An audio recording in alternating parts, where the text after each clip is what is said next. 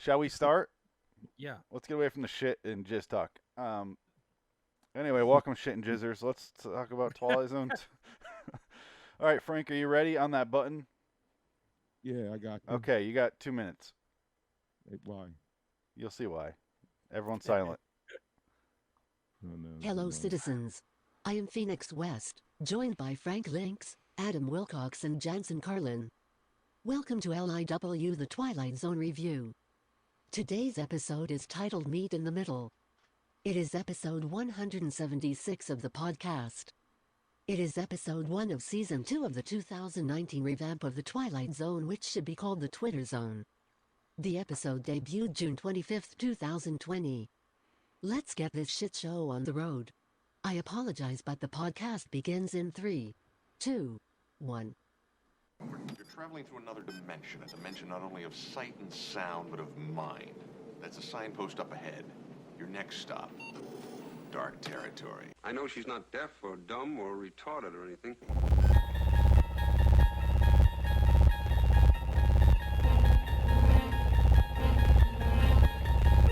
Bordering in Wonderland's the Twilight Zone review. Francis.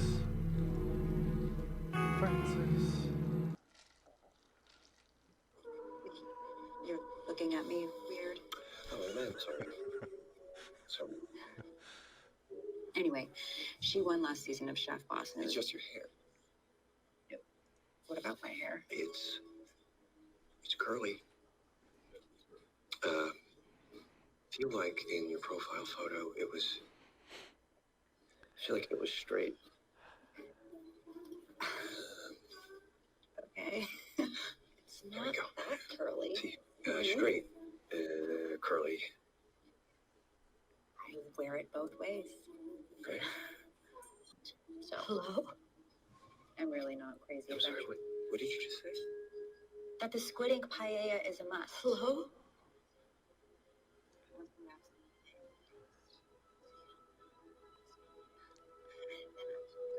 What? Because they've got pork or chicken. Is someone there? Hello? Hello. Hello? Wait, you can actually hear me? Yeah. What's going on? This can't be real. Okay with you, I'm gonna get chicken. And it comes with Oh, 4, so we sorry. can get two. Yeah. Are you okay? I am fine. I'm fine. How are you doing this? Stop it. So maybe not the girl. Gotta go return some Stop video it. games.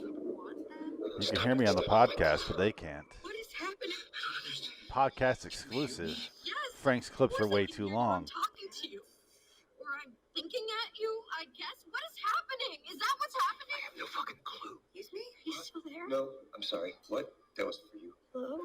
Okay. Look, if you don't want them. Yes. Hello? Yes. Okay, you're not listening, are you, Phil? Hello? Okay. Yeah. Okay. Hey. Could you excuse me for just one moment? Yeah. This is very fun. Who is this? Get out of my head. You get out of my head. No, you get out! What are you? Are you some kind of psychic? No, I was just minding my own business at home, and your voice just suddenly popped into my head. Oh, no. Okay. You listen to me. I am listening to you. Whatever the hell this is, I don't like it. You don't like this? I don't like this. Great, so stop talking to me. And you stop talking to me. Deal. Deal. Sounds like me at work.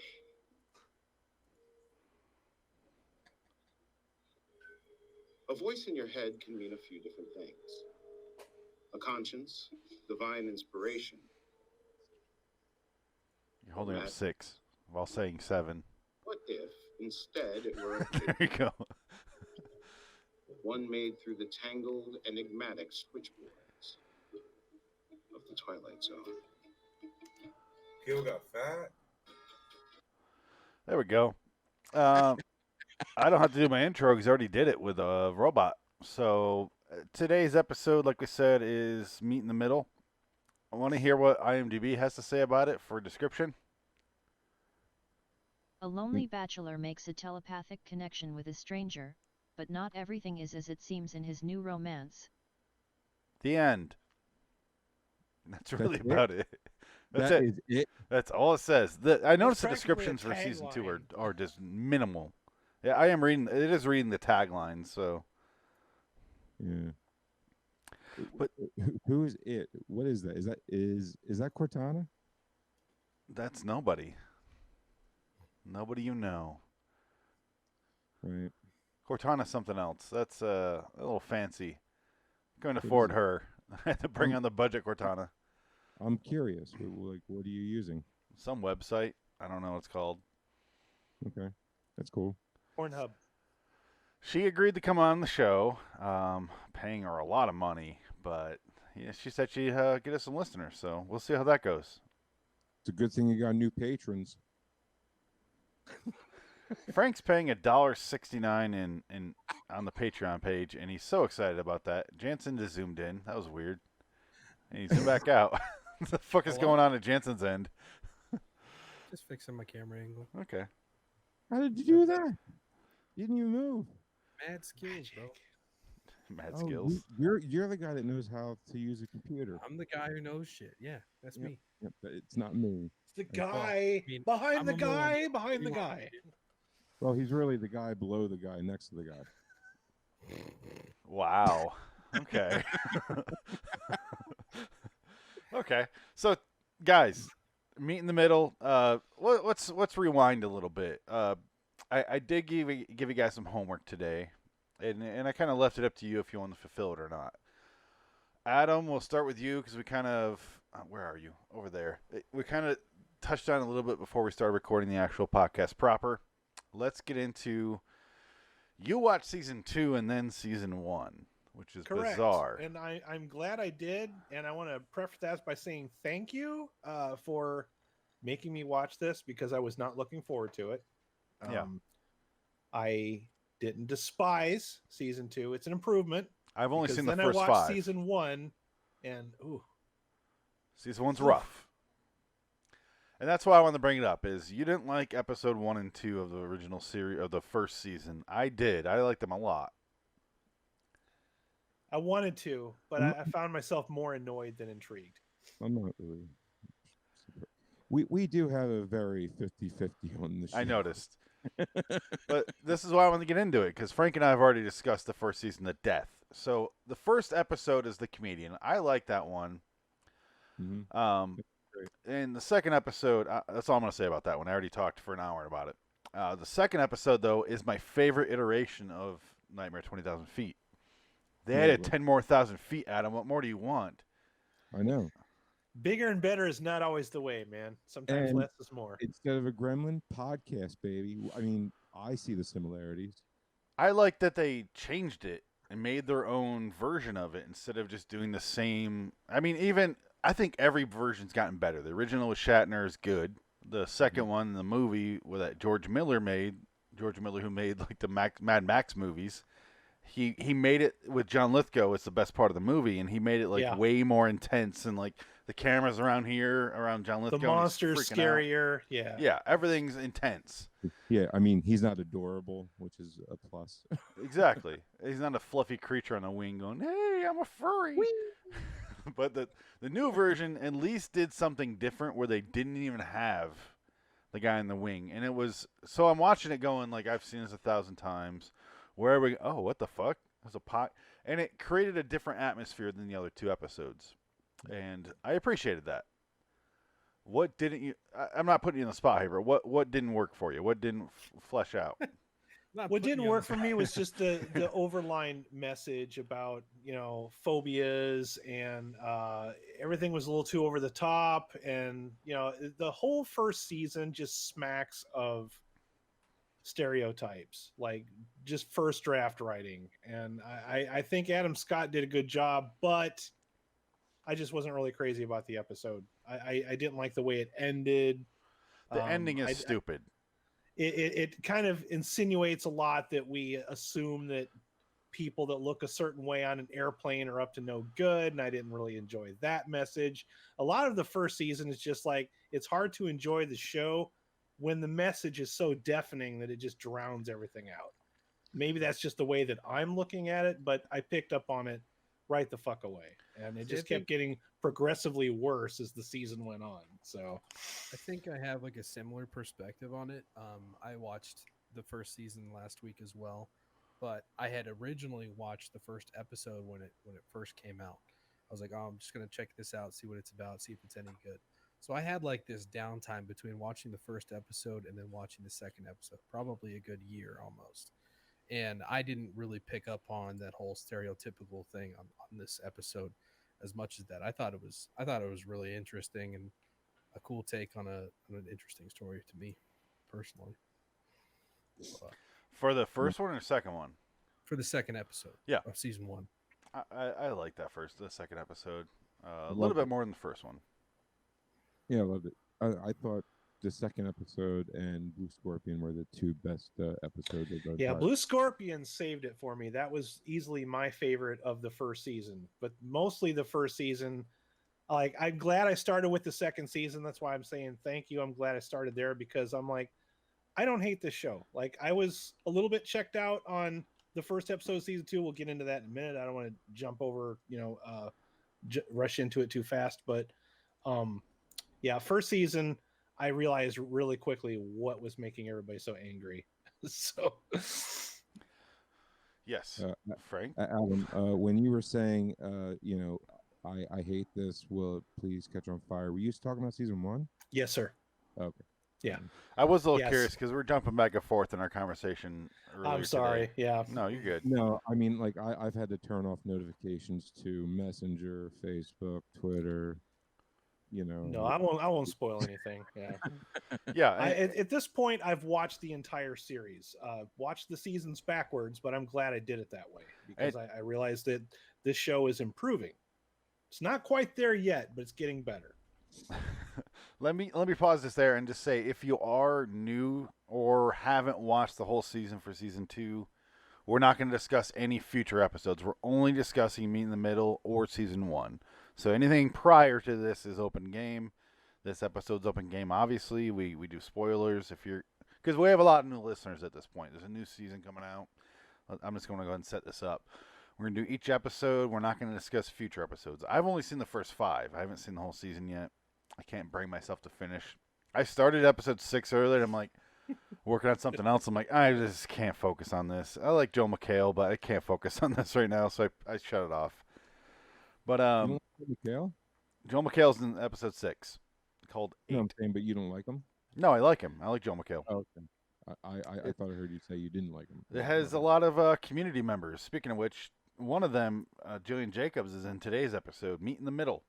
And also Jimmy Simpson, who I fucking love from It's Always Sunny and Westworld. Westworld, Breakout Kings. Isn't it Gillian Jacobs? It's one of those. I can never get it right. I don't care. I always know it's not the one that you want it to be. So it's Gillian, whatever. So Gilligan's Island is on the show, and the episode is her talking to Jimmy Simpson. How far, I want to know, knowing the ending, and we're going to get there, in due time here, but how early in the episode did you guys guess the ending? Or did you at all? Were you surprised? I guessed it halfway through the episode. I was not surprised. Yeah, I was probably maybe halfway, 3/4 through the episode and guessed it. I didn't. I was pleasantly surprised when he was sitting in, like, do we want me to spoil the end or? No, I mean, we already put out the disclosure. We're going to talk about the ending and everything. So yeah, we'll start with that. I knew when she started, when he got on the train and they talked to each other. Like I knew at that point, like, oh, something's happening to her. Yeah, that doesn't add up. I knew the second she went, my husband, haven't been happy in years. He's controlling, and I go, okay, I got it. And that's like not even half. That's 20 minutes in. I mean, but that seems pretty normal in this day and age for a woman to say that to somebody other than her husband. You got something you want to talk about? No. Okay. It's also because she laughed. She laughed when you fell. That's all I'm saying. It's something that I wouldn't. if it ever happened, I go, well, it's about time. Okay, Yeah. but when I watched it, I go, I'm sitting there waiting, and IMDb says, not everything is as it seems or whatever. And I'm like, I didn't read that yet, but I'm sitting there watching. I'm like, there's going to be a catch. There's going to be a twist to this kind of episode. There has to be. This type of episode is prime for a special twist. And I'm sitting there waiting, and I'm like, I'm not happy. I'm like, and I'm thinking it. I don't say it out loud, but I'm like, this is probably what it's going to be. But hopefully, a lot of this season, I'm like, this is probably how it's going to go. Hopefully, I'm wrong. And so far, only with episode 5 was I wrong with. And I'm not going to talk specifically, but that's the one I was wrong with, but I was still disappointed. Like, this episode, I was like, it's going this way, but I still liked it. I like this episode. Let me just say that, I guess, right now. We'll talk about our feelings about it overall, and then we'll get into specifics and make fun of it. But I liked the episode. It reminded me of how I like the comedian. And Adam, you're kind of a different headspace for that. And I like the comedian a lot. And I watched this, and I'm going, okay, well, here we go. I don't think Frank's theory is correct that Jordan Peele was doing that last episode, Blurry Man, to tell the audience, we're doing real sci-fi from here. I don't think that's what it was. I think they're just doing a season now, and he goes, okay, we got a lot of shit for doing our left-wing Twitter zone show. Let's go ahead and actually just make episodes. So, I mean, you're splitting hairs there at some point, but I like this first episode. It gave me hope for the future ones. Thoughts? Who wants to go first? I'll go first. I forgot what you said. Go ahead, Jansen. My thoughts are, yeah, it gives me hope too. I thought it was a good opening. I thought the story held up well, and it left you guessing, and it does everything that you want a Twilight episode to do. So I thought it was solid. I thought they finally figured out, or they're finally starting to figure out the mixture, the combination that it takes to make these episodes effective. Like it should invoke critical thinking, but it shouldn't hurt your brain, and it shouldn't always talk politically, but maybe sometimes there's something to be said. So I thought it did a good balance of all those things to start off the bat. Are you talking about season 1? No, season 2. Talking about this one. Oh, okay, all right, I'm sorry. Pay attention, maybe. No, no, because no, that's cool. Because what he said, it was very season 1-ish kind of a thing to say. That's all. Did you hit your head when you fell, or you good? No, my key. Yes. I mean, I hit my head a long time ago, Jensen. Fair enough. Yeah. Football, you know what I mean? Yep. I guess, Adam, how do you feel about the episode? I want to preface it by saying I love Jimmy Simpson to death. I Yeah. do. I'm a huge fan of him. I'm angry that he isn't in more stuff because he can really bring it. I've seen a lot of shows, some of them failed shows like Breakout Kings. I loved the hell out of that show, and then it was canceled. He was a star in that as well. But my problem with this episode was I did not like either one of these characters. They like, especially Jimmy Simpson. He's an asshole in this one. At least he came off to me as quite the asshole. I mean, he's like rude to his date, bored with everything, just does not have any kind of grasp on reality. And I'm like, why should I give a shit about this guy? As the show unfolds, I realize why he's easily preyed upon. Okay, Yeah. Somebody has just read him like a book and has preyed upon him, but still, I don't have anybody that I can latch onto and feel sorry for when shit goes south. And I predicted it about halfway through, and I'm like, well, there it is. Yeah. And I hate it when I predict that shit, because it's like, I want to be surprised. I want to be, I want to feel something. I didn't feel it like you guys did. I didn't think it was terrible, but I didn't enjoy it. And I was a little annoyed by the constant repetition of the song over and over again. And then that fucking song was stuck in my head for like a day after that too. So thanks, Twilight Zone. Yeah. Baby. It was Lady in it was Frankie Valley in the Four Seasons was the one that stuck in my head. So, Oh, okay. Yeah, that one. Adam, I know what you mean. I don't hold me predicting the episode against the episode. I don't hold that against the actual show I just watched. It's I mean, because they can only do so much. At some point, when you're watching Twilight Zone, you're expecting a twist. you're ahead of it, and you're thinking, what are they going to do to fuck with me here? So it's, by nature of the show being a surprise, you're expecting a surprise, so you're thinking of what that could be. So that's kind of on the watcher at that point, at some point.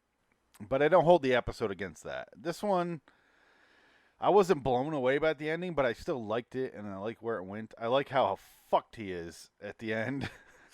And like you said, he is an asshole in the beginning.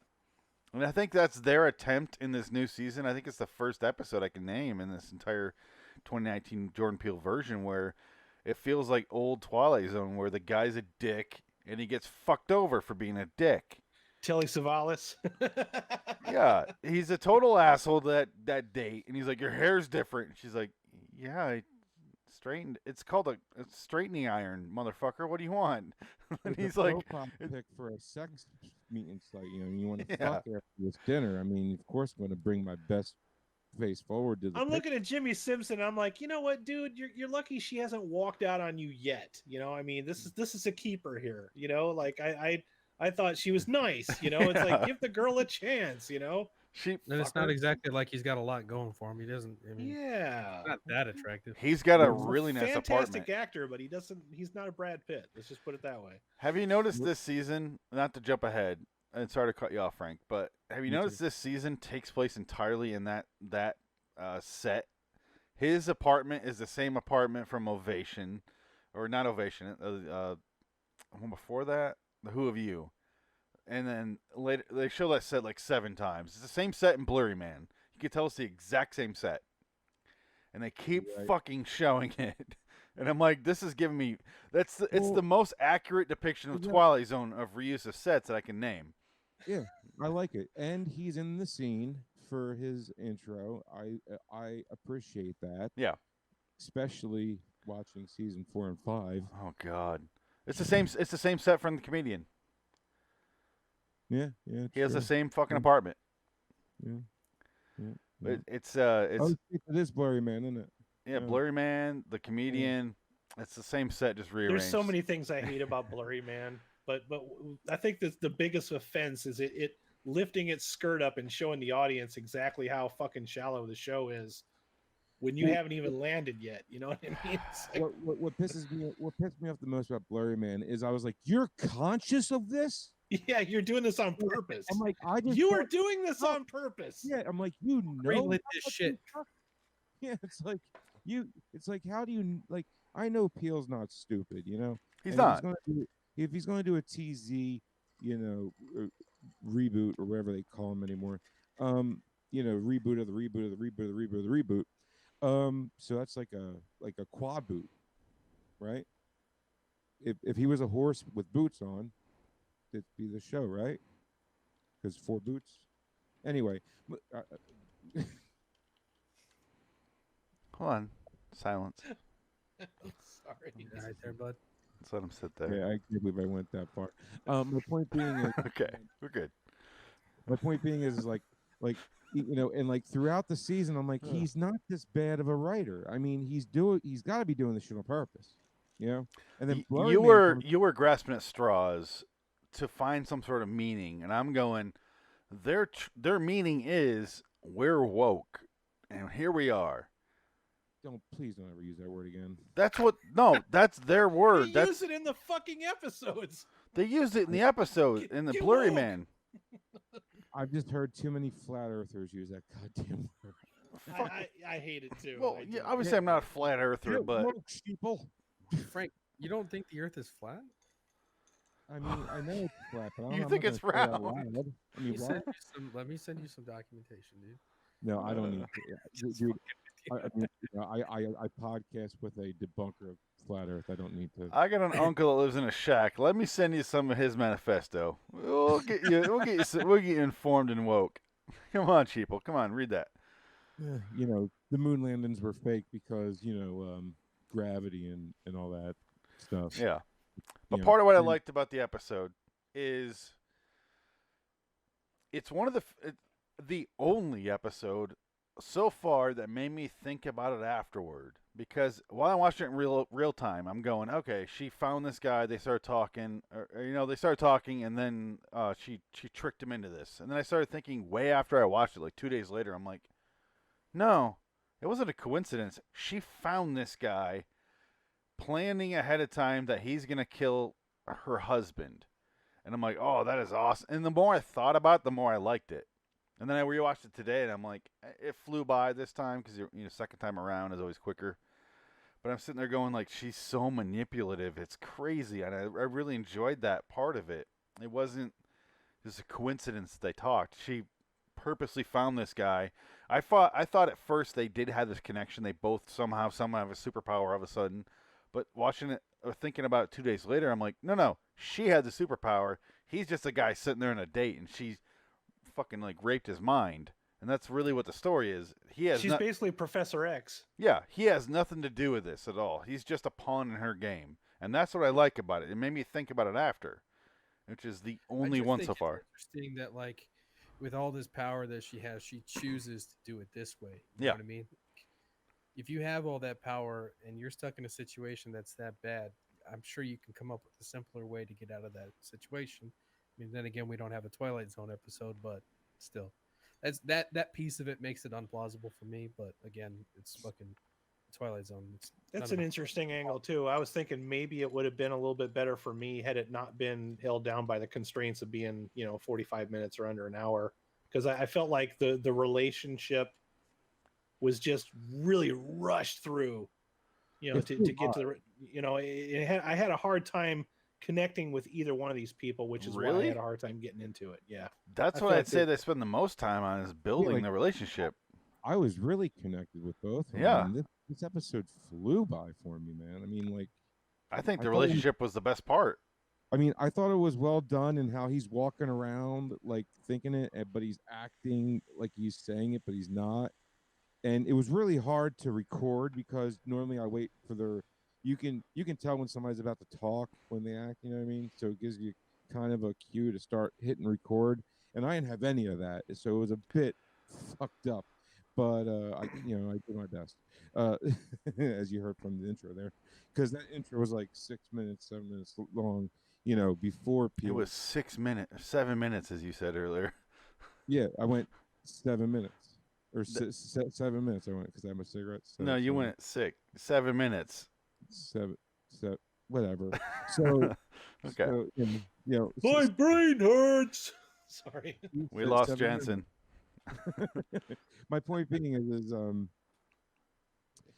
I liked it. I don't know. It worked, and I love that there's a twist at the end. Finally, Jansen? he figured out the goddamn, Twilight Zone is all about the twist at the end that you're not expecting. I didn't expect it. I thought the man was just nuts. But then, like, that's just, how did he find her then? Like, is this too much? Like, it didn't make any sense to me. But my God, was he just so quick to murder? Yeah. I'm gonna be honest with you. I would have liked it better if he actually was nuts. Oh, he's nuts. No, he's not. That's the problem. It's the thing is I predicted it. It played out the way it was, but then when he's like, "Oh, it was all in my head," I'm like, but then no. Define nuts, though. And I was like, God damn it. Maybe he wasn't nuts before she got in his head. He's nuts now. This is what I like about it, is she's so manipulative. She thought ahead enough to go. Oh, sorry. Let me pause that. That was about Jansen. How he's not paying attention. Let me just say, she's a woman. Yeah, she thought enough ahead of time to find this guy and go, this guy's lonely and pathetic. All right, I'm going to use him to kill my husband. And she set it up in a way where not only would she fall in love with him, and we have our first TZ masturbation scene in history. Yeah, that was off-putting. They cut away. You don't see anything. Oh, God, take it off. Yeah. Fast forward through that. Yeah, it was like +10. Oh, I slowed down. I went half speed. So he masturbates to her, to Gilligan's Island, and then he starts. The next morning, she's like, "I can't believe I have to go away. It's too dangerous." And she's like manipulating him in a manner where she's like, she knows if I push him away, he'll grow more desperate. It's like when you let out the line a little bit in your fishing reel, let it, and then carrot. You got to let it catch itself so it digs itself deeper in Almost its like cheek. she might have done it before. Like she's got practice with this kind of shit. Maybe, She's yeah. probably tried a few times. That's what I Fucking love little about it monster. is there's a whole Twilight Zone episode to the side here that we never see, and those are always my favorite episodes, where this little girl's raised in mute style, Frank, in a terrible episode Mute, where she can communicate through thinking stuff, but we don't see that. I love the fact that you can make your own history over here. So there's this little girl who can speak to people through their heads, and she's fucking with people, like you said, Adam. She's done this before, and we don't see that. That's what I like about it. And then she knows if I let out a little bit of line here, he'll get desperate and angry, and she calls her a bitch, and he's like, "Oh, I'm sorry, never mind." And then she finally is like, "It's so good to hear from you." Like she's like, "Oh, what's meat? What's meat?" And sweeps him up, and she like does it really quick. So he's like, "Yeah, let's do it." She gets him desperate, and he's willing to do anything. That's why when he shows up at her house, he doesn't know it's her house, and he just kills the first fucking guy because he's like, "I'm gonna meet this girl that I love." Yeah, and he kills her. Can I play that part because it was kind of funny how he did Yeah, it? absolutely. And, But that's what I love about the episode is all the off-camera stuff that you have to think about if you do think about it. Frank's gonna take several minutes to go. There we go. They're looking at it. Can I help you with something, pal? Yeah, perhaps you can, pal. You hiding anything back there? What are you talking about? Yeah, was there a woman? Was there a woman in this area tonight? Probably. What the hell are you doing on my porch in the middle of the night? How about you just answer my question, asshole? You get the hell out of here. Why does he have a Brooklyn accent? Call the cops. Call them. Annie, did the man who took you have a beard? Yes, he did, and a black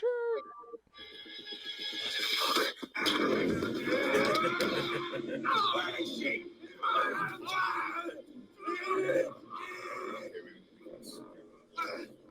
Where is she? Where is she? Bash your fucking head in. Tell me, guys, you can't talk to me. Where's Rachel? Like, tell me where she is. I was like, yes, I'm back. Swear to me. Can we stop playing the clip? It's just him bashing his head in, right? Yeah, it's just like, how do you ask somebody a question as you're bashing their skull? Like, where is she?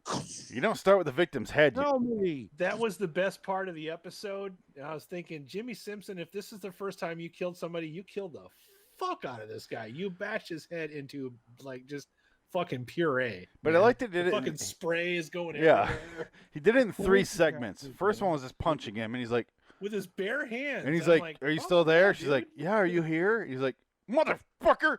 And he's like, "Are you still here?" She's like, "Yeah." He goes, "Oh!" With a big fucking statue. Do you suppose he beat that guy to death with the same hand that he used to masturbate to the voices in his head? Of course he did. He's Deep right. thoughts. Is he a switch hitter or is he right-handed? He seemed right-handed. Yeah.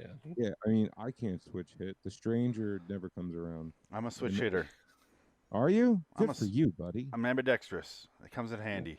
I mean, Hand- did it take years of practice, or did you always be able to do that? Always. I mean, I started off like 6 years old, like being able to jerk it Wow. double-handed. Jansen Yes. is checked out. His mic was off. Lord, and that was the last time we ever saw Jansen.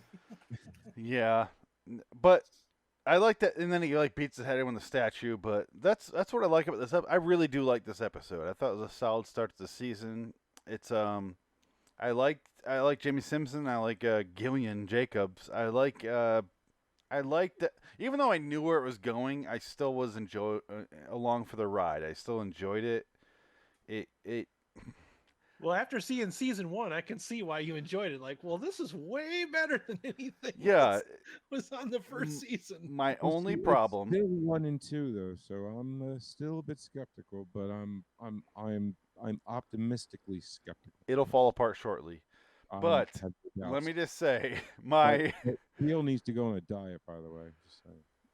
okay, my problem with season 2 and season 1 is this, and let me just say, every episode looks the same. They have the same blue, cobalt, silver look and the camera's all over here, and it's way too close. It worked in this episode, but I noticed in the future ones, like in episode 2, it says the same thing, and I'm like, this doesn't warrant this. You know what, Phoenix? Have you noticed that all new TV shows kind of look that way? What color is Colbo? Like a dark blue, like a weird. Yeah, it's like a dark blue hue to it. Yeah, not a navy blue, but like halfway there. But it's just too blue and silver and. Ugh. Think of Terminator 2. The entire movie is set through that blue filter. Like every single episode in season 1 and so far in season 2 looks the fucking same. Most of it. And I think if you go back in 1950s, 1960s Twilight Zone, it has different directors, and every episode kind of has its own feel. I mean, a lot of them are flat and wide, but it's representative of the director. Yeah, it should be representative of the episode, the story in the episode. Yeah, the writing is the glue that binds these episodes together, whether they're good or bad. And that's Twilight Zone's strength, or at least it was. Jansen, have you noticed that? You watched the whole... No, how many episodes did you watch so far? I've only watched the first 2 episodes. Okay. I didn't want to get past it yet. You watched season 1, though. I think it's interesting because they offer on the site, they offer the black and white version of each episode, too. So I'm wondering if watching it... Yeah.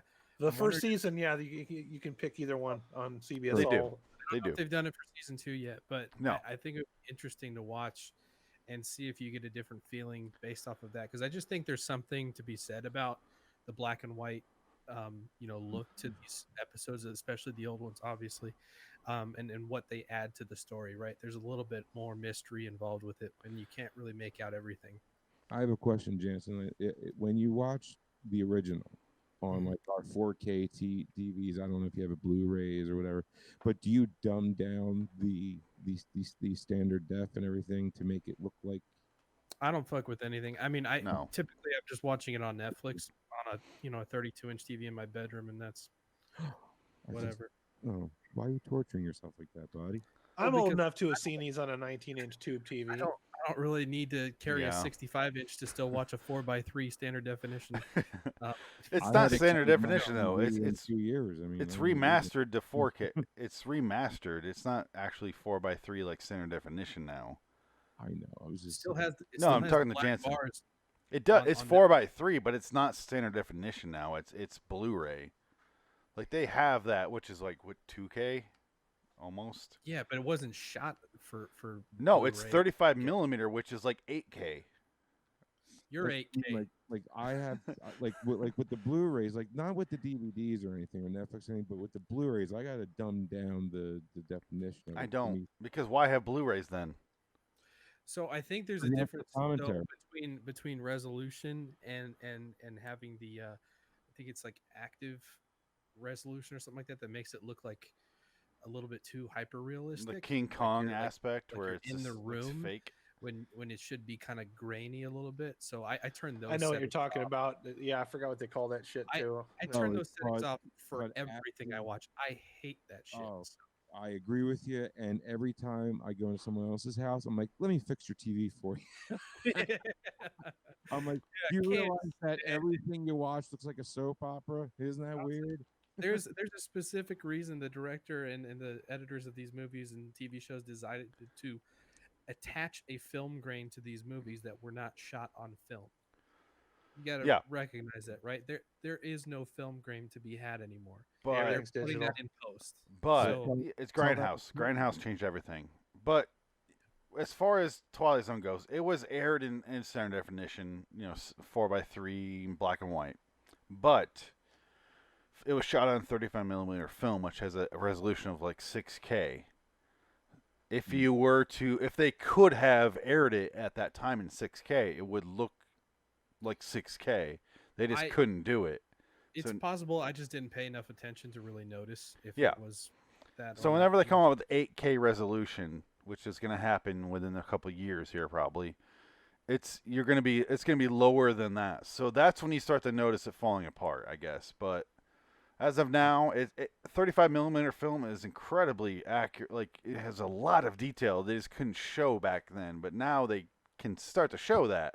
So that's why you see old movies in 4K and they look great because that's film. But no, to answer your question, I don't fuck with it. I play it or whatever it is and just enjoy it how Yeah. it is. I don't change it either, Frank. That's weird. Don't do that. No, I change it because I enjoy the graininess of it. You I could buy the enjoy VHS copies. If you want to have 6 truckfuls of VHS, Yeah. That's almost the quality I wanted. I don't agree with that, but Well, I know what you're have to, saying. because of personal preference. That's all. As a person that grew up with videotapes, I am the first one to say I don't fucking miss videotapes. Yeah. I respect the DVD age. I'm not going back to tapes ever. No, period. Never. It's a personal preference thing. Yeah. It's like it's wrong. like listening to vinyl records. if you prefer that, and you feel that you get a more just on the original. That's all. a better sound out of it or whatever. See, that's where I don't agree. Is because music in that doesn't equate because of compression. It doesn't equate. Well, we're getting off on a tangent. Here. You're right. Let's meet in the middle. Hold on, Jansen. Let's meet in the middle. Let's meet in the middle. Wink, wink. On this debate. I see what you did there. Yeah. There's no middle ground. Okay. Callbacks and such. Just because I'm colorblind and I ask for a compromise. Go fuck your compromise. I can't tell the difference between purple or pink. Don't say. So I'm getting a lot of feedback on Periscope right now. Yeah, how the fuck do you see that? By the way, I can't even get to it. Restream. Go to Periscope. Open Periscope app on your phone. I love Periscope. Periscope is a great app. And then look up. Try to sort through all the porn. Because the application that I have. Yeah. Hold on a second. And I was LIW the TZ review. I'm sorry. All right. Let me Just search want it up. just want to say, Phoenix, hurrah and kudos on your March Madness-ish style of TZ. I'm glad you brought that up. Because I do want to bring that up. Dude, you did a great job. I just want to say. I want to say it took me way more work than people probably realize because it was 156 episodes boiled down. So it started off as 3 different brackets. And then it boiled. At the end, I created one bracket, which was like 3 brackets whittled down to one. I had to reseed them and blah blah blah. But we're down the 2 episodes: A Stop at Willoughby or Obsolete Man, and the end of which the winner we're gonna do a Redux episode. The 4 of us. We're gonna watch that episode and talk about it after. Please let it be Obsolete. Are they still losing? It's Obsolete is down by like a percent point, and that's it. What is wrong with you it's people? Like, so that's why I say go share the episode and say please vote for Obsolete Man. Well, what we should do is we should post the Willoughby and Obsolete Man episode up before they end the voting so they can listen to the podcast we did. Jansen, quick check. Do you see my message right there? Okay, good. Wait, what? No, which I just said welcome in Periscope. Does it show up? Oh yeah, I saw okay. that. I just want to make sure. Did you see my message? Yeah, that's why I asked you. Okay, I just want to make sure you saw mine. But Periscope has the most messages right now over anything. So yeah, no, I was seeing that. That's why I was trying to figure out how to actually watch it because it's not 2003 and I don't use Periscope anymore. Your guy's 3-minute test, like an hour later, had like 200 views. I'm like, wow! What did? Like it was last Friday. Adams? No, it was you and Jansen. Oh, our test. Yeah, we're just fucking around. Yeah, on the test. Periscope has been good to us. I just checked it today. It's been fairly good. Isn't Periscope and Twitter like one of the same? Yeah, Periscope is Twitter's live streaming. So this right now is going live to our Twitter feed, which is LIWTZ Review. And we have a lot of new listeners that we do.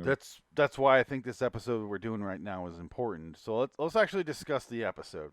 Let's take this serious for once. Yeah, let's focus on the actual episode. Yeah. Let's ease them into the. I mean, it's really simple, and that's why I think Adam didn't like it. It's a really simple episode. She talks to him, he talks to her. Eventually, she convinces them to go meet in person. They do. He kills her husband because he thinks she's been kidnapped by this guy, because that's the way she set it up. He kills said guy. He goes to jail, in the back of the cruiser, he's like, maybe I'm crazy. And Adam, I do agree. I was kind of like, oh, I hope he's just crazy. But I also knew how it would end, just based in my heart, you know?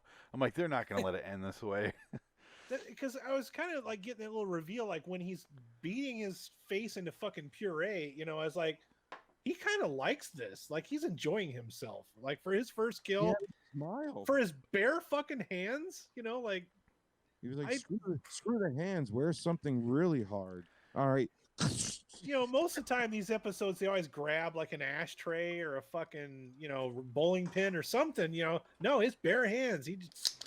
Are you thinking of a There Will Be Blood? I mean, I think that's probably a decision that was thought about, though, too. I mean, it's probably on purpose that he's doing it with his bare hands to show like how much he wants this, right? Yeah, how invested he is. It's the message. Yeah, he's willing to kill with his bare hands for somebody he's never met over this phantom connection. He didn't kill with his bare hands, though. In his head, they have the closest connection he's ever had with anybody.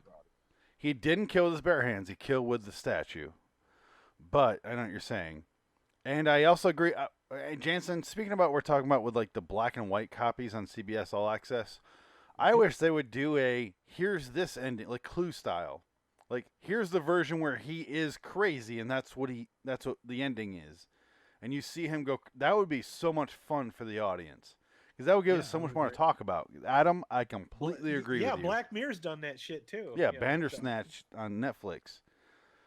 Don't watch it. But Pound it. Black Mirror, baby. Boom. There you go. Black Mirror. But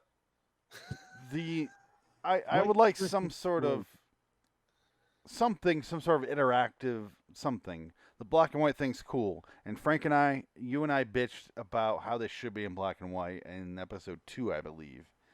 With Scott on the show with us. We're like, this should be black and white. The fact that they aren't isn't offensive, but it'd be cool if they did. And they released it since then in the black and white. Yeah. And I would say I'm going to go back and watch season 1, just the black and white version. I want to see, you know, if watching it through that lens makes any difference. I know there's still episodes that are garbage, but I want to see if it like that's just what I was thinking. I was like, Godspeed, homie. I can't go with you on this journey. I gotta know. I mean, there's certain episodes I know that are just still gonna be trash, like the Wonderkind and God. Not all skip those. Black and white's not gonna help you ignore that bullshit. No, but it might make me enjoy the ones I love. A Traveler, you know what I mean? In black and white, it would enhance. Traveler. Wait, what?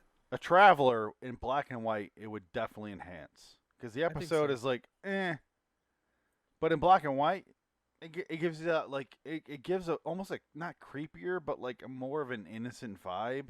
That retro sci-fi vibe, where it's just creepy enough. And that episode is very innocent by itself. So if you give that innocent vibe to an innocent episode, you're kind of like, it gives a little bit more credence to creep. You can look creepy. And that episode had nothing behind it. I feel like the other episodes it would work the best for is 6 Degrees of Freedom. And, I like that one. Blue Scorpion. I think Blue Scorpion really a lot because of how dark that the tones of that episode are already. I think it's just going to add. That was the best episode of the first season for sure. 100% agree with you there. That episode worked because I thought it was going to be about gun control. Don't leave me hanging. But instead it was about responsible gun control, which is kind of the idea. But it wasn't like anti-gun. It was guns will work if you need it. Like I said, it was just enough of that politics bullshit that you noticed it, but it wasn't over the top like Replay or Wonderkind. It was the pacing too. It kept me like really engaged, like between the acting and just the way everything plotted along. I felt like I was watching a movie. I forgot I was watching Twilight Zone when I was watching Blue Scorpion. It looked good. I'm like, this is great. They shoot it in the same style as the rest of the episodes, but it worked for that one. The way I described 2019 Twilight Zone was this. Here's old Twilight Zone. Story. Message in there. You know? You got a little message in that story. And the new one was like, here's your message. There's some story like loosely in there. Just some story to hang the message on, which is the problem with a it was lot of flipped. CBS All Access shows. It was flipped. Well, that's not even the. Go, Frank. Sorry. No, I just wanted to record Adam talking. Okay, but CBS, the other two shows they do, which we like, is Star Trek, which is violence and action over thoughtful, provoking storylines. Yeah, and that's the opposite of the Twilight Zone. Actually, it's actually on the other end of the spectrum. The new Twilight Zone is like complete opposite, where it's like no violence, because if you do violence, shame on you, fuck you, and adhere to this political agenda, and you're like, what the fuck am I watching? There is definitely, it feels like there's a community checklist, like what you're talking about, of things that they've refused to do in this episode. But it's okay to have blood spray, and people can say fuck a lot, but anything else is not allowed. She says like lick my pussy in the first episode of the first season, and you're like, oh, okay, we're fucking here. That's what the first This two. ain't your dad's fucking Twilight Zone, motherfuckers. Welcome to CBS All Access. Whoa! We're edgy now, just like HBO was 30 years ago. When I heard pussy on Twilight Zone, Frank and I talked about this in that episode. I went, oh no. I mean, I talk like that in real life, but I don't want to watch the Twilight Zone do You don't that. want that in your Twilight Zone. It's like you don't go naked to church. You know what I mean? You just certain things you don't do. If I was gotta going throw to it in there. be naked. Go ahead. No, I just said if I was ever going to go, I'd be naked. Yeah, Well, I was gonna say I would you walk got- in with clothes, but they'd all go. And they I was gonna fireball. I was gonna say you got to throw it in there too. Like you look at CBS and their track record for like the past 10 years, and you got to imagine that whatever comes out of there isn't gonna be the best. It's Picard. They have, Amen. have Amen. misfired so many TV shows within the past decade that it's not even funny. So when your top shows are like late night news, satire, NCIS. like that's a problem. You know what it is too, Jansen? It feels like it's talking down to its audience. You know why John Hughes movies were always so popular, Breakfast Club and Pretty in Pink and all that. He was the demographic was teenagers, but he didn't talk down to teenagers. He didn't feel like he had to bring it down to their level so that they can understand. Yes, if you but just make something good. But they were like millionaire teenagers. He just never commented on it. Oh, I mean, Yeah. you get what I mean. Though it's you can feel the cynicism. You're from Chicago area. How much would the McAllister household cost in Chicago? Both of those parents would have to be doctors or lawyers. Their house is in like 57 bedrooms. And you're like, how the fuck are they living there? Yeah, here in Jersey, that thing would be $4 million easy with no land.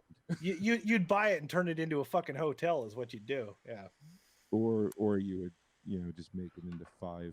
Like the McAllister house should have a staff of about 40 people serving breakfast and making beds.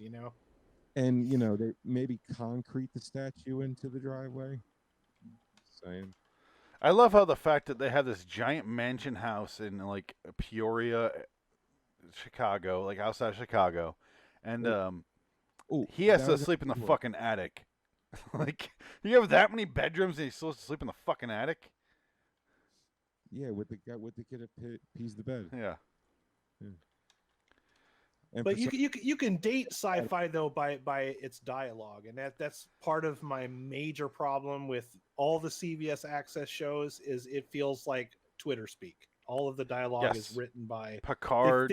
They sound like tweets, especially Picard. Picard is the most notorious version of that, where it's like she goes, "Go fuck yourself, you fucking cunt," and you're like, "Good God, this is Star Trek. What are you doing?" Yeah, Star Trek was supposed to be the the smart man sci-fi, like hard sci-fi-ish meets. It's not hard sci-fi. There's an old saying that says "Don't shit where you eat," and CBS hasn't figured that out yet. They don't get it. They have I'm no clue. calling Jack Benny's cat from Twitter on here. Where the fuck are you, man? Are you Callie? Are you Callie on here? There's a guy who comments all the time on Twitter stuff, and I'm trying to make sure he gets in here just fine. But sorry, He's a good dude. You know, he is. I do enjoy his back and forth. You know, I said, "Hey, boo," but I think that's him. But Phoenix could be a little bit less, I don't know, confrontational with your replies, but I don't care. I'm not confrontational with people who aren't you. So back the fuck off. Hold on, I have just a thing for this. Oh no! Please don't pull up. I was having fun with a British guy. British guy. Yeah, I met a British guy. We had fun. What the fuck did you do with a British guy? Did you suck called and me out on it, you jerk off. Did you suck and fuck and not tell me about it? Poppycock. No, I was Poppycock. No, he said something, you know, of course, you know, because everything, he said something, you know, about Americans and how the British can do something better than Americans, like, Speak. you know, talk. So, you know, and I was like, you know, I don't know what that means, but if I did, sir, I might be offended. I was just joking around with him. I remember that. It was a while ago. Yeah, and then I went on my way off topic account and I said, "Oh, what what are you going to say to that, Frenchie?" Right? Because he's British. Yeah. It's a stupid joke. Yeah, I remember so that. And then I was like, "It's he's working British, just as well now as it did back 2 years ago." This was last week, so you know, yeah, I did all this last week. What are you talking about? Yeah, shut up. So I'm telling you, I did this last week. I can show you the timestamp. You can be quiet now. Okay. Yeah, but my point being is you know, so then I was like, the dude's British, man, and then I went back to way off topic and I said, I'll see myself out then, and that was it. I was just laughing about it. You know, I wanted to see if the guy would read my bio and realize that I was talking to myself. Like making fun of him, but talking to myself, and then arguing with myself about why you're making fun of him. Hold on. Hold on. Yeah, I Shut wasn't up, mean Frank. to him or anything. Nobody cares about planes, World War II, submarines, animals, boats, or whatever else you're rambling on about. There we go. You weren't talking about boats or anything, but you get the idea. It fell Boats and into the hoes. whatever else you're talking about category. Do you want me to play it again when you're not talking over it? Here you go. Shut up, Frank. Nobody cares about planes, World War II, submarines, animals, boats, or whatever else you're rambling on about. There you go. Okay, so when did you type that up? Ladies and gentlemen. About 4 days ago. I figured as much. Yeah. I had a lot of time in my hands. I decked out, ironically, my Stream Deck. Yeah, and you have a lot of time on your hands. I'm about to have a child. Yeah, Ooh. I know. Oh, and it's official now. I can finally say it's official because we're 3 months pregnant now. So hey, it is official. You're almost out of the first trimester. Well, that's the whole, that's the whole. You don't say anything until you get past that. You told me when you came in her, like the doctor was like, "There's your baby goo." I had to do that for a year. What are you talking about? Yeah, I didn't. I got figurative. Yeah, I mean, figuratively with thank goodness for Google Incognito, so she doesn't know what I watched to get her pregnant with. I'm sure she has an idea. I did show her. She wasn't happy. She was like, "You watch that? Oh God!" Was she rethinking her choices of who she's gonna have children with? It's been 20 years. 18 years of that. A lot of things. For a lot of yeah.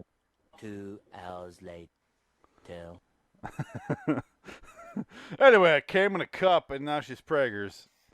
No, honestly, Frank, I'm proud. I'm glad she's all pregged up. She's funny. I before you got back on, I said I wish Missy could join us instead of you, but here you are. Sorry, I mean, let's meet in the middle on this subject, and let's talk about contribute. What? She never watches TV, so she wouldn't have anything to contribute. Here's a question, guys. Do you show your significant others, as it might not apply to everybody, Do you show your significant others the Twilight Zone? Yeah. Yeah, Kelly and I watched these 2 episodes together. She's watched a few of the old ones too. She doesn't really care for it. She's, it's a little dull to her, but she doesn't understand. Did you say dull or adult? Dull. Okay, that's far less condescending. Okay. It's a little adult for her. She's very smart. She's the only person in this household with a college education. But okay. No, it's definitely not that. Missy will only watch it during the marathons because she knows that I only watch it, but she watches it, just the same. So she does get into a few. I have noticed. She won't admit to it, but I'm kind of in the same camp as you, Frank. I show Matala some of them. She likes what she watches, or she hates it. She's like on the same plane as I am. She liked this episode. She liked the next one a little less. After that, it kind of falls apart. Episode 3, though, let me just say, we're not talking about spoilers for season 3 or season 2. Episode 3 is my favorite episode of the season. Think we finally agree on one because that's my favorite of the season. It's so good. Episode 3 was fucking great. It's my favorite of the entire new series. It is so good. Yeah, gives me hope. Yeah, guys on the bottom row have not watched episode 3, The Who of You. It has Ethan Embry, who I have a severe man crush for, would definitely stick some things in my body inside him. It has a sci-fi plot that you believe and is unexpected to the character as well. And then the story continues and you believe it the whole way through. Yes, episode 3, I can't wait till we actually talk about it. Yeah, you guys, that's a true Twilight Zone episode for sure. Yeah. Are we doing 2 or 3 and 2 next week? Next week. Yeah. No, I'm saying, are we doing 3 and 4 next week? Yeah, 3 and 4 next week. I posted a schedule on Twitter. If you guys want to look into that, I have a schedule for our next, 8 weeks or something crazy. Because I'm not scrolling. Well, I can read it right now if you want, since we're gearing toward the. We haven't really gone into depth in this episode yet, but I have for a very long time envied your dedication to, things. Okay. Is that a compliment? I believe it is. Let's talk about the schedule. So today, Meet in the Middle downtime. Next week, 7/7. The Who of You. I found the schedule. The Who of You and Ovation. 7/14. Among the Untrodden and 8. 7/21. A Human Face in a Small Town. 7/28. Try. And you might also like 8/4 is season 2 wrap up episode. And the Redux winner of the original series. I've been posting, going back to what Frank was talking about. I've been doing a lot of polls on the Twilight Zone, LIW Twilight Zone review page, which this man in our Periscope chat has been a huge part of. And I'm narrowing it down to one episode of the original series that we're going to talk about. So we'll do that then. And it's between To Stop at Willoughby or Obsolete Man. Obsolete Man's losing, even though it's my second favorite episode. I can't fucking stress enough. Go vote for Obsolete Man on there. Willoughby doesn't even make my top 20. It doesn't make my top 50. I don't know what the heck's going on. Like, thank God you swore. Maybe it's just your audience fucking with you, because people do that to me all the time. No. We're not on YouTube. We are, but we aren't. Sorry, people try to connive me into watching Black Christmas again. I tell you, Adam, YouTube are the worst people. Well, they are the worst people. The Twilight Zone Twitter community is actually a group of really cool people. Yeah, everyone is super interested in Twilight Zone. They participate amazingly. I do want to give a shout out, now that we're mentioning it, is to the person in the feed here is talking, and also like Monk is like on top of fucking everything. Everything we put out, she comments on, and just on top of it. But after that, we're gonna do 8/11, which is August 11th. Night Call. We're gonna get back to season 5. So Night Call and From Magnus with Love. After that, Spur of the Moment, and the original poll is the winner. I think I fucked this up. No, winner of the 2019 Redux. So whatever episode wins from that, we're going to do another episode of. We're going to discuss that episode. So it could be this one. Who fucking knows? Which hopefully it is, because we barely talked about this episode.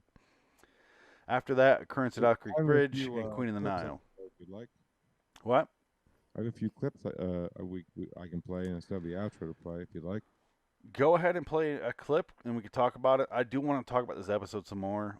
It's really I simple. didn't mean to cut you off there. No, you're good. It's Yeah. it's a really simple episode. That's why I have a tough time talking about it, really. But go ahead. Okay. Let's see. I mean, let's me follow my. Yeah, I thought this was funny. Follow my pet owl. What? What? Billy's here. Annie? Annie! Annie! Annie! Annie, are you okay? Are you okay, Yeah. Annie? You okay? You okay, Annie? Kingswood, sir? Kingswood, how long until we get to the Kingswood station? We arrive at 6:15. He's so quick to kick him off the train. Sir, you're going to have to calm down, or I'll be throwing you off at the next stop, and it'll be a lot longer to Kingswood than that.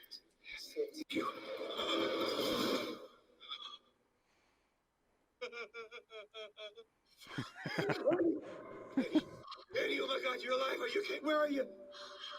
I came to, and it's dark, and it smells musty. Baby, I'm in Kingswood. I'm looking all over for you. I have your glasses. You gotta keep I know exactly where you are. So I can find you sight or sounds or smell, please. I think I'm in the woods. I hear an owl in the distance. An owl?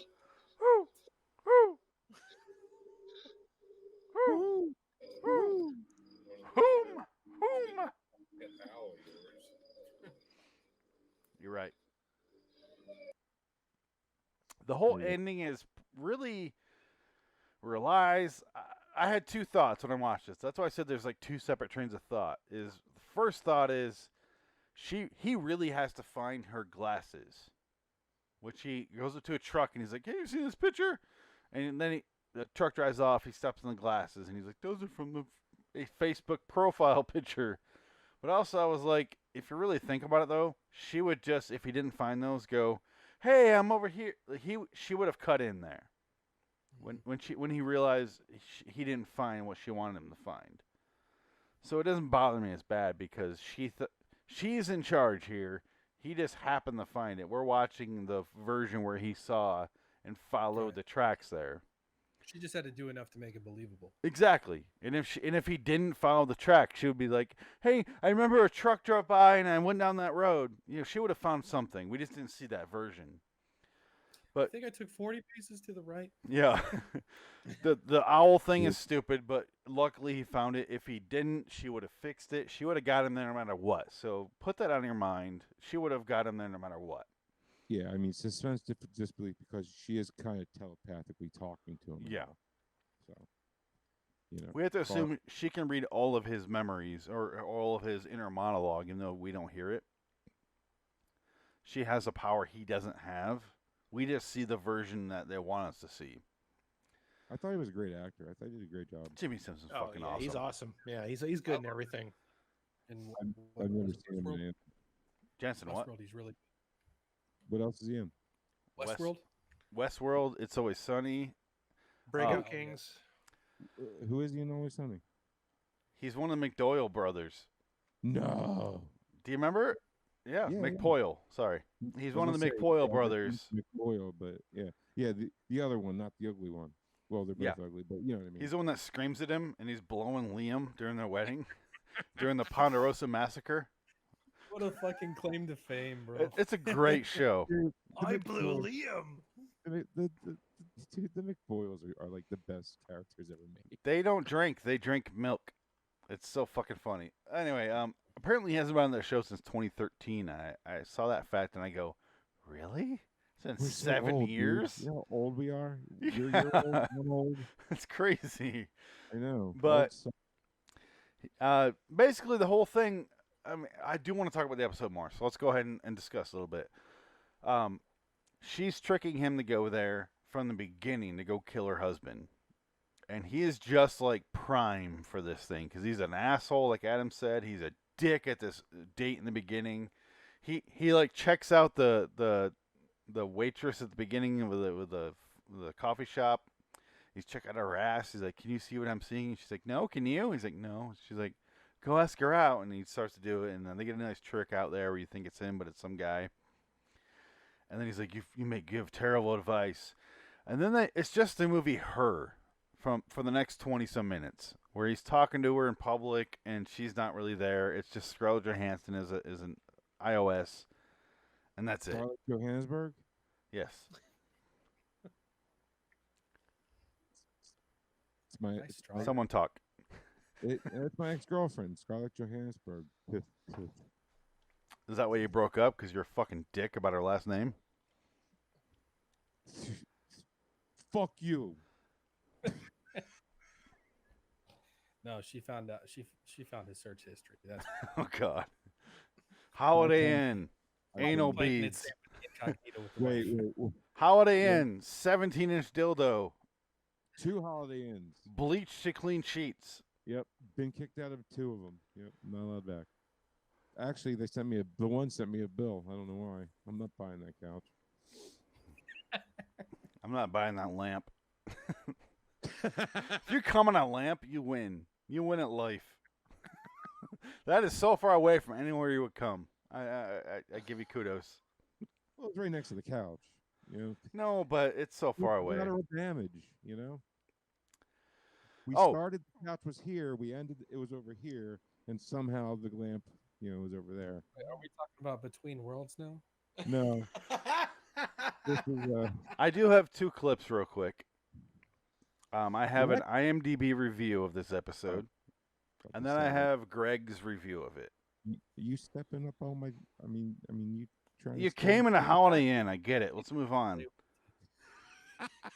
Here's the IMDb review. 5/10 Do you like Oreo cookies, but not the filling? It's Brian. 26 June 2020. The beginning and ending of this episode are the strongest. The middle teeters out a bit, and that's when I found myself reaching for my phone. Maybe it should have been shorter. Okay, that's the end of the review. I don't agree, but I whatever. got something to say about Yeah. that. I know you guys felt like the relationship progression was a bit short. In I this. don't. I don't. Oh, some of you do. I thought it was think perfect. somebody said Okay, it. maybe short. Maybe short was the wrong word. Maybe underdeveloped would have been a better word. But the part don't where agree. he said, where he was staring at his phone, I caught myself staring at my phone too, and that's something I never want to do when I'm watching the Twilight Zone. Is grab my fucking phone. Yeah. Especially one I've never seen, and I did do that a couple of times during this episode. Guilty as charged. I thought it was too lengthy. Personally, I thought, man, can we get on with what the fuck is going to happen? Because I'm kinda Lengthy sick but of- superficial. Like they're mumbling in the background, and then they just got these long exterior shots, and the music swells too much. And I'm like, oh, filler. fuck off That with was- this. It Yeah. felt like filler, and that's where I was reaching for my. Like, I don't want a montage, a fucking Rocky IV montage of you learning how to love somebody. Like, I don't need that shit. You know what's funny is, as It's always, I'm right in between you guys. I thought it was perfect the way they did it, how long it was. The hour or 45, 50-minute mark doesn't bother me with the new shows because they are what they are. I find it more offensive in the original show, season 4, where it's an episode that shouldn't have been an hour, and it's clearly padded that long. More episodes in previous seasons and seasons thereafter should have been longer and more developed. Yeah. I wish the original series would have been like, this story demands an hour. Let's do an hour. This story doesn't demand an hour. Okay, we'll keep it 25 minutes. What would be the first episode in season 1 that you would have made an hour? Good God, man. I don't know. On the spot. You sweating? No, I'm thinking like. What was the question again? It was a episode from the first season that should have been an hour. Yeah. Season 1 of the original series or this reboot? The original. Oh. I go with season 1 from the new one are an hour. The Lonely. Okay. That's the I'll agree first with that. one in I that will season. agree with that. Yeah. Because we didn't get to see him and, you know what I'm saying? We didn't see him fuck the robot, which is That's a what I'm real saying. detriment. He didn't go, he didn't play drunk and hide the pickle with, what was her name? My name's, freak is right on the tip of my tongue. It's an interesting name. Wow, that's a mouthful. I know her It's right name. there, Should I it's right tell there, him? it's right Should I there. tell him? My name's Uh, Brenda-ish. Mulva? Ali.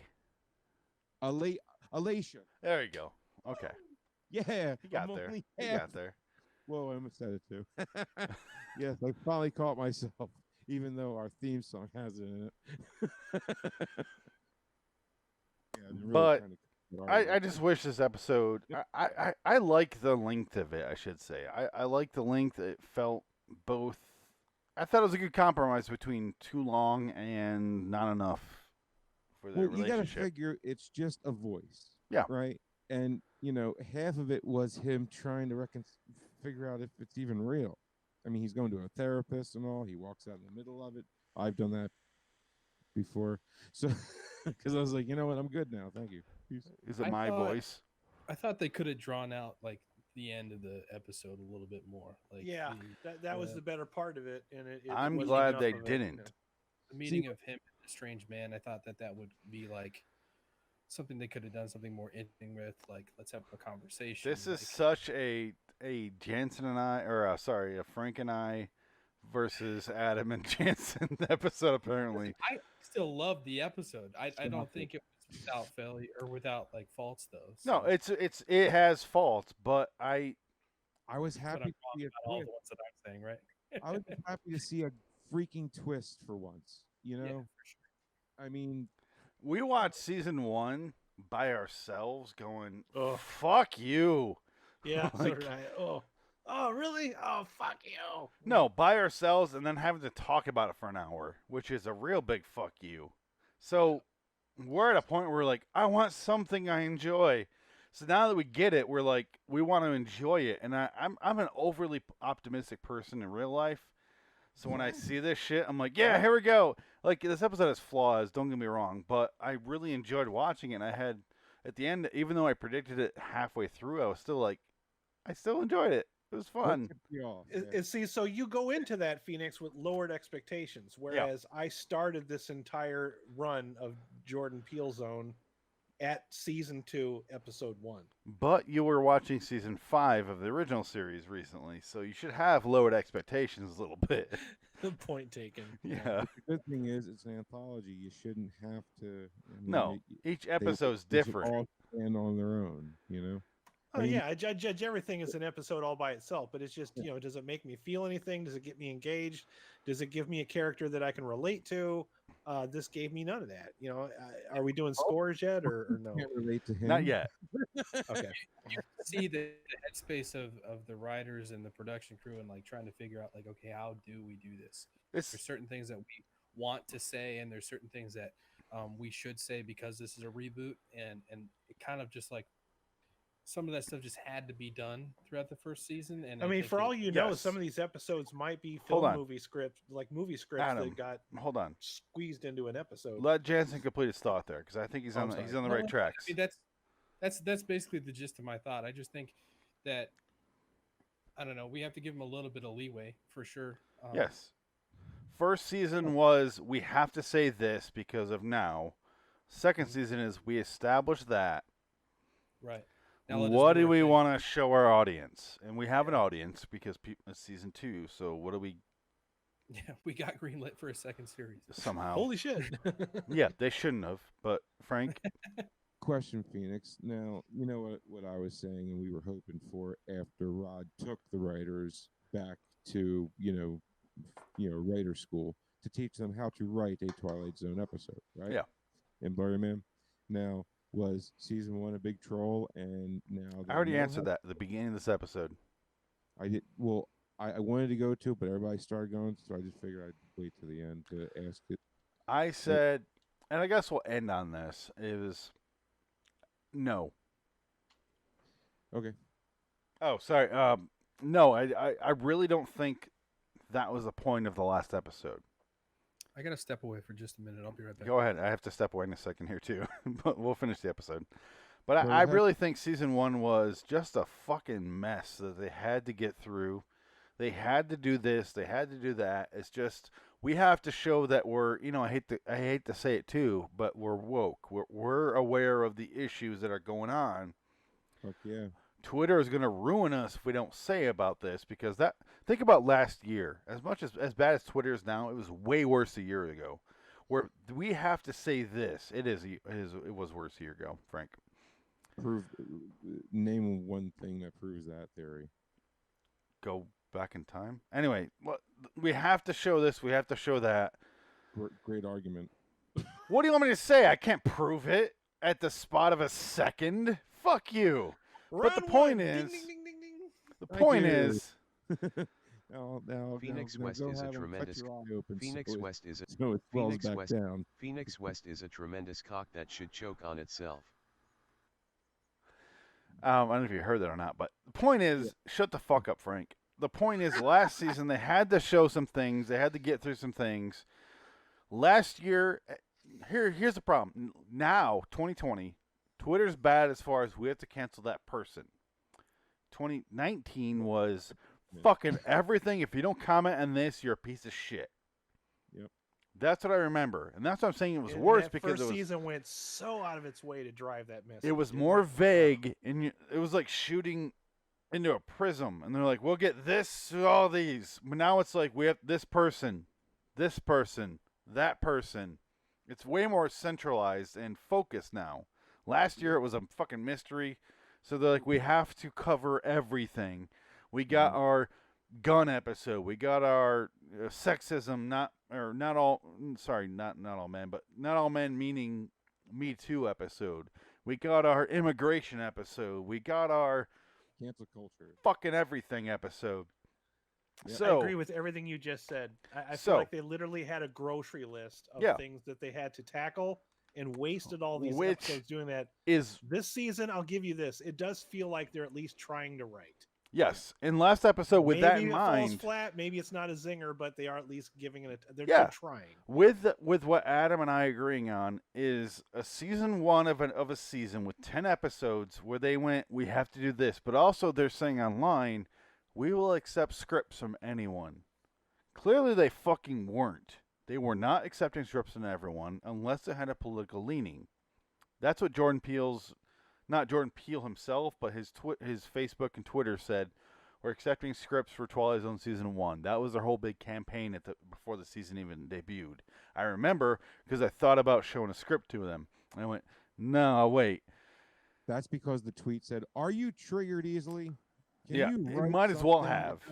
Send it in. Who do you vote for? Okay, we welcome only a script. lean in one direction, everybody. Well, my thought is, what if they didn't think about taking any so much and using them, but they just wanted to get a sense of what did people want to hear about, right? I disagree with that. That's fanfare that I can't stand. I can't stand that.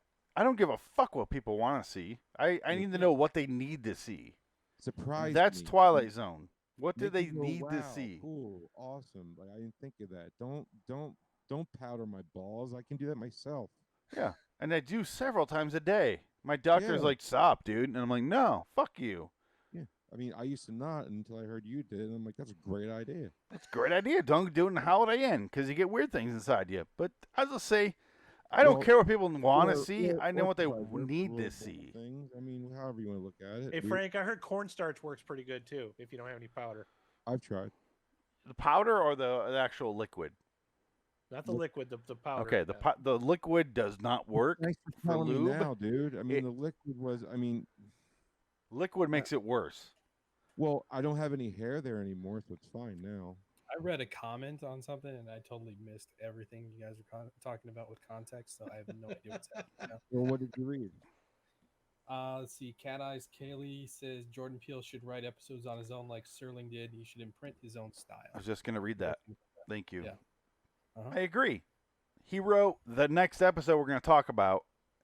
That's it. However, Peele did have final say on all of them, right? Like just like Serling kind of did, sort of. Here's the thing. In the beginning, anyway. Rod Serling was a control freak. Rod Serling was the reason we think about him 45 years after he died and he was only alive for 50 is because he was a control freak who gave a shit. And he wanted to control his message. And he did so at such expense that we can't even fathom nowadays. But Jordan Peele, I like Jordan Peele. He's funny. He's great. He's a good guy, as far as I can tell. But he also wants to write his movies, and he has his Monkey Paw Productions studio. Right. He doesn't want to put 100% into the Twilight Zone. He's at like 60%. So he doesn't. I want 100%. What? So he's only so committed, is what you're getting. Yes, he's not as committed as Rod. You got to add into that the whole situation of how this industry is run these days, right? How much say does he really have? You know, I'm sure he has input and opinions and things that matter to people, but at the end of the day, is what he say goes the real situation we're in? Probably not. I think he has more control now than Rod did back then. I agree. Really? Because Rod back then had to fight sponsors and shit. Sponsors The were way gas more company. influential back then. Yeah. Good luck against natural gas and shit. Because it was one sponsor sponsors the Twilight Zone. Do you think the show would have been a lot more gritty like it is now if Rod Sterling was alive and well during this time and still making the show? I don't know. Who's Rod Sterling? He would have. Sterling. You said Rod Sterling so many times, Frank. Fuck That's you. my porno name, Frank. Yeah. Sterling. No, I think Sorry, Rod good- Sterling nowadays would have given really up. Good point earlier, though, buddy. He would have given up. Also, fuck you. Rod Sterling nowadays would have said, "Okay, You bye said bye." it right now. The show would have lasted a Leave season. me hanging. Leave me hanging. Do you guys Fine, really leave me want to hanging, discuss Jansen. this? Fine. Sorry. Yeah, there we go. All right. Yeah. Go ahead, Phoenix. Sorry for cutting you off. No, what Callie's talking about in the Periscope feed. Sterling was the first writer to have full control over the content of his own TV show. That wasn't just given to him. He had to say, I know what you guys want me to say and what you want me to show, but I don't give a shit about the sponsors. Here's the message I want to show. I know it doesn't agree with the sponsors, but we have to do this for X. Whatever reason he had at the time. Nowadays, Jordan Peele just shows up and goes, all right, sci-fi episode, that episode, and CBS doesn't bat an eye because it's just whoever shows up on their online feed, suggestions for your. It's not even one sponsor. It's who suggested for your sponsor in your specific zip code. Whoever's running way fucking CBS All different. Access reads everything through a spreadsheet. Like, that's it. They read Exactly. spreadsheets. It's That's not even all a they do. spreadsheet determined in real time. It's afterwards because it's dependent on zip code. So if I'm here, you're not going to get the same ad I am, Adam. You're in a way different zip code. So You guys get ads? Oh, the ads are fucking god awful. it depends on what you have set up. I have ad block as well, but if I don't, I get ads. And it's just like Governor Duke Ducey or Doug Ducey wants to. I'm like, oh, fucking care. Fuck that guy. I didn't vote for him. And Governor Ducey. but it doesn't have the same impact as it did back in the 50s and 60s. It doesn't have the same resonance. Like, I'm not going to remember this episode when I'm 70 than I do the original series. It doesn't have the lasting power. So I view it more as an am I entertained while I'm watching it show than I do the original. Which brings me back to my thought process of the black and white, right? Yeah. If you're watching this in the black and white now, if you go back and watch season 1, does it give it the resonance and that value that you think you might have had or that you have from the original series? Because it takes away pieces of the episode that are flashy and bright and colorful, and it just leaves you with the raw story. I would say not. If I can go first, guys, I would say not this episode because this episode is basic, but it's more of a storyline than some of the episodes in the last season where it's about a political message that will fade in time. This episode is more about the actual sci-fi elements of the characters and the story involved, and I think that has more of a lasting impression than feel bad about hating immigrants, people. Have fun. Bye. Yeah, exactly. Not I know what episode you're talking about. point of origin. We know what we're talking about. Oh, yeah, fuck. Should we build it or should we not build that wall? Just saying. Yeah. Oh. But it's not, the lasting power is gone. It's diminished because of the how do I say this? How obvious, not oblivious, how obvious the political messaging is in 2019 season 1. It's so obvious that you can't ignore it and you can't enjoy it as a everlasting show of sci-fi storytelling. Because the messages are screaming at you so much. It's political messaging and a little bit of nugget of story in there, as opposed to story with a little bit of political messaging in there with Rod Serling. Just enough story to hang the message on. You know? It's flipped, but this new season gives me optimism. Yep. So At least so far. yeah, as much as if you didn't like the episode, that's fine. But at least it's on the right track to telling a sci-fi story with a message. If you did like this episode, probably in 5 years from now, you could probably watch it again, and that's a first for Peel. Other than Blue Scorpion. I'm putting on my microphone because I talked way too much recently. Guys, go ahead and take over. Tell me what you think about for everlasting Twilight Zone. I'm sorry. I've said everything, just about everything I needed to say about the episode. Personally, I think it was a solid episode. I think that I hope to expect more of this in the future, and this is what it's supposed to be. Obviously, there's the problems that I have with it. They're subtle and they're non consequential to anyone really, and most people probably wouldn't bat an eye at it. But something to improve on, of course. There's always something to improve on. But again, I hope it continues. I hope it gets better from here. It was very middle of the road for me. I don't know if are we doing scores or no. Go ahead. You get started. 5 out of 10 for me. It's middle of the road. It didn't make me angry. It didn't make me really feel anything either. I was checked out for part of it, even though I love Jimmy Simpson.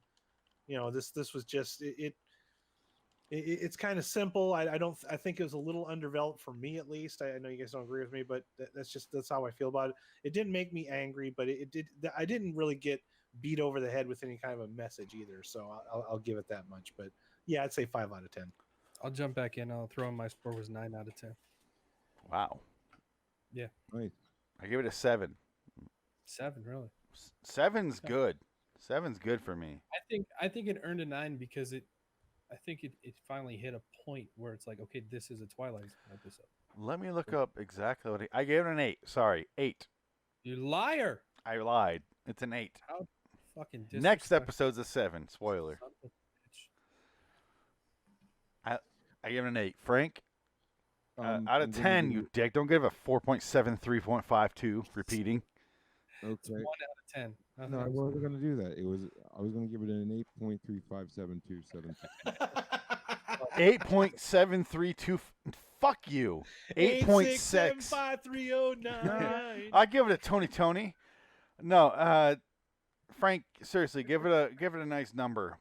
No, seriously, I would give it like I would argue with myself forever between 8 and 9, to be honest with you. And I probably lean towards the 9. I would lead towards the 9 right now because I didn't expect it to be this good. Yeah. From what season 1 it was. I think if Adam watched sorry, I'll get back to you a second, Frank. No, it's okay. If Adam watched season 1 and then this episode, his score would have been bumped up 2 points. Yep. You're right. But, yeah, but you know that now, so. But you got to realize, though, I view this as an episode all by itself. And I'm fine with that. I'm not no arguing with you. I'm just saying, I Yeah. think if you would have done that, you would have been like, oh, good God, quality. Oh, Cookie Monster style. But yeah, it is definitely better than anything that came out of season 1. But season 1, like I said, 5 out of 10. Season 1 would have been like 4s and 3s okay. and 2s. So Frank, continue there. But if I didn't see season 1 and say this was a season 1, I'd be giving this an 8. Yeah, because I'd be expecting something like I gave it an 8. I love Jimmy Simpson. I love Gilligan's Island, whatever, and I love the episode. I really did. Even though I knew it was going to happen, I still enjoyed it, which is saying a lot. Because usually when I go, I have Frank's still trying to break down Gilligan's Island. I don't get the Gillian Jacobs. Her name is Gillian Jacobs is the female lead. She pronounced her name with a hard G. She's from Community, which is a fucking great show. Check that out. So it'd be Gillian's Island? If you were to follow her logic, yes. Yep.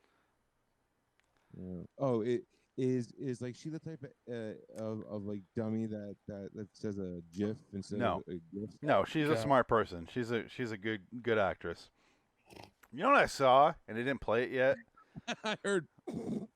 Was someone on IMDb said I didn't believe the lead actress's performance. She was so wooden, didn't put any emphasis in her performance, and I'm like, she was pretty good actually. It was a disembodied voice, but yeah, She was good. yeah. She was just as good as Scarlett Johansson in Her, which is very comparable to this episode. Well, not only that, but like if you watch her other stuff, that's good work for her. Like, Yeah. If you know the Sounds actress so and what she insulting. can actually put out, that's good work. Also, compared to Jimmy Simpson, yeah, she's going to come off as wooden because the guy's a hell of an actor. So he's going to upstage naturally, not even by choice. Anybody who's actually on stage, which she wasn't. Yeah. Yeah. Mm-hmm. So Callie says Serling usually knew to keep his politics from influencing the story. Peel doesn't, which is exactly what we were saying earlier. Completely agree with you, man. Right, cannot argue with that. So we already gave our opinions and our ratings. So let's go ahead and let's get into. Hold on. Gam gave it a 7 out of 10. Or well, I wrote a different scoring style in my email. LOL. But 7 out of 10. Did I not play that yet? Let me go ahead and play Greg's review. It literally just popped up. Here's Greg's review. What is up in the Hisus LIWTZ gang? I hope you are stay safe from Corona Extra and other 2020 shenanigans. I'm so happy to be writing an email to you guys again. So here are my thoughts on episodes 1 and 2 of Sneeze on 2. Like season 1, I'm renaming like an even shittier mockbuster. Episode 201, Meet Middle-Aged Mind-Reading Man. It's a step up from season 1 episode 1, Comedian Death Note. It has a tiny bit of the King Falls AM vibes on it with a little bit of Her. I think it's that movie with some soy boy falls in love with some Falls computer, or whatever the premise is. But anyways, this episode is really good and it's a simple premise. Man hears voice, people think man is crazy, but voice is real person. Man falls in love with voice and holy shit, man kills other man as wife tricks man to do so. If my anxiety went through the roof with that ending, then you did good, all good. Oh yeah, This is why I lower my expectations. Rating 3.0 or and B for better not drop the soap. Anyways, I can't wait to see what the next 2 episodes will be. I still got to lower my expectations and hope that I'm proven wrong. I really hope season 2 is a step up from season 1. Yours truly, Gammy Boy, Greg Myron, me our own. Greg Miron, actually. So that's what he said. Yeah. Or the Muffin, like I like to call him. We call him the Muffin. He's Muffin Greg. That's my blueberry muffin right there. He gave it 3 out of 5, so 6 out of 10. Well, he said 7 out of 10 actually. Yeah.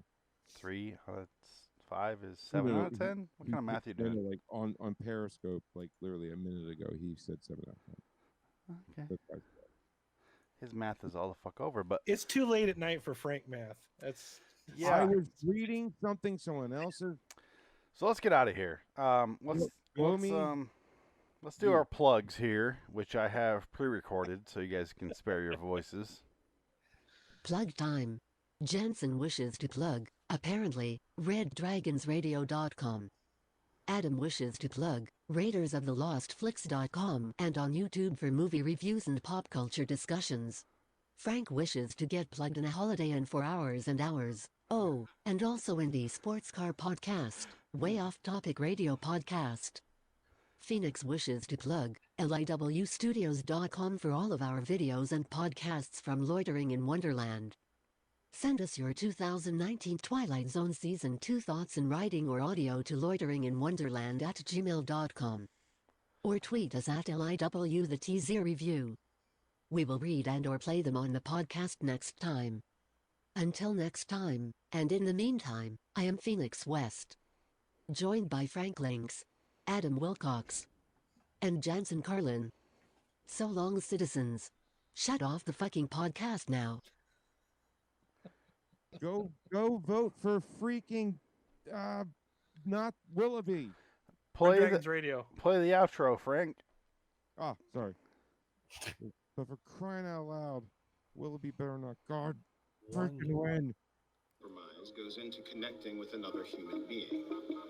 Is it meeting in the middle or going all the way to the end of the line? Philip Hayes found connection, but only with the darkest part of his soul. A region of self that he'll inhabit for the rest of his life. Here, in the Twilight Zone. So you learned what a twist was. Congratulations, Peel. Dun, dun, dun. I find myself really looking forward to Frank's commentary in the sound bites. That part of that whole thing. It's all organic. It's the first time. Yeah. That's all we got. It's so perfect. I love it. So, until next time, in the meantime, for 202 Downtime, I'm Phoenix West. I'm Frank Links. I'm Jansen Carlin. And I'm Adam Wilcox. So long, citizens. Let's take a 10-minute break. Let's go pee. I have to pee so bad. Tell me You what can to listen do. to me pee. I'll bring the microphone in the bathroom. I don't care.